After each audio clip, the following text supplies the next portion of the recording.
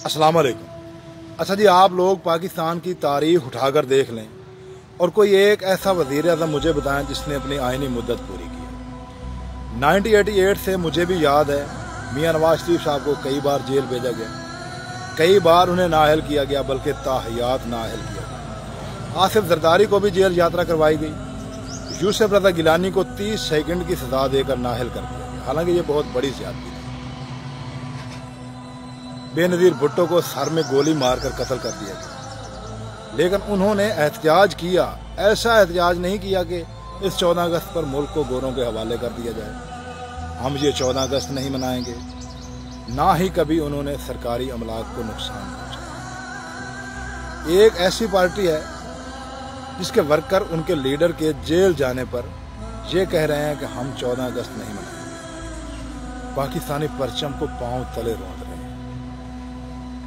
कह रहे हैं कि इस 14 अगस्त पर पाकिस्तान वीरान पड़ा है, 14 अगस्त मनाने वाला कोई नहीं। तो मैं उन्हें ये बावर करवाना चाहता हूँ, अगर आप लोग 14 अगस्त नहीं मनाना चाहते तो अपने आबाओ अजदाद के पास इंडिया चले, जिनके एजेंडे पर आप काम कर रहे हैं। वहाँ जाकर 15 अगस्त आप खुशी से मना सकते हैं, क्योंकि आपके मुताबिक आपको यहाँ आज़ादी मिली ही नहीं। और अगर आपके कोई बुजुर्ग हैं जिन्होंने इस आज़ादी के लिए कुर्बानियाँ दी, तो उनसे पूछ लें ये आज़ादी कितनी मुश्किल मिली। और जो लोग ये कह रहे हैं कि इस 14 अगस्त पर पाकिस्तान को गोरों के हवाले कर देना चाहिए, तो मैं सबसे पहले कहूँगा कि हमें इस गिनती में शामिल ना करें। और आप लोग अगर गोरों की बैत करना चाहते हैं तो गोरों के हवाले हो जाएं, अपनी इज्जतें भी उनके हवाले कर दें, फिर आपकी इज्जतों के साथ भी वो वही सलूक करेंगे जो पाकिस्तान बनने से पहले हो। इसलिए मेरे भाइयों, आज़ादी की कदर करें।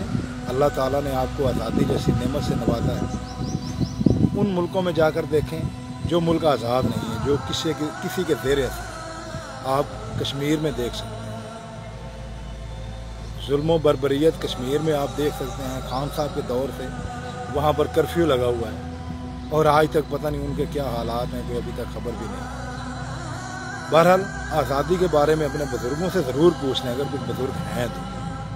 ये जो आप हरकतें कर रहे हैं ना, ये वो कतूरे करते हैं जो ताज़ा ताज़ा आंखें खोलते हैं।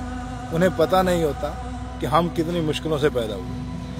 आपको अगर ये नहीं पता कि ये आज़ादी कितनी मुश्किलों से मिली है, तो अपने बुजुर्गों से ज़रूर पूछिएगा। उसके बाद आप 14 अगस्त मनाएं, 15 अगस्त मनाएं, वो आपकी मर्ज़ी है। लेकिन मैं एक और बात करना चाहता हूँ कि जब भी ये यूथियों को वारदात डालते हैं, जिस तरह 9 मई के वाक़यात हुए, किए इन यूथियों ने, और बाद में कह रहे हैं कि ये मुस्लिम लीग नून के वर्कर थे, हालांकि साबित कहीं नहीं कर सकते, सिर्फ इल्ज़ाम लगा रहे हैं। तो इस दफ़ा आप लोगों ने ये ध्यान रखना है कि जो भी बंदा पाकिस्तानी परचम की बेहुरमती करे, सबसे पहले उसकी अच्छी तरह छितर परेड करें, उसके बाद पकड़ कर उसको इदारों के हवाले करें, ताकि ये पता लग सके ये असल में वर्कर किसका है।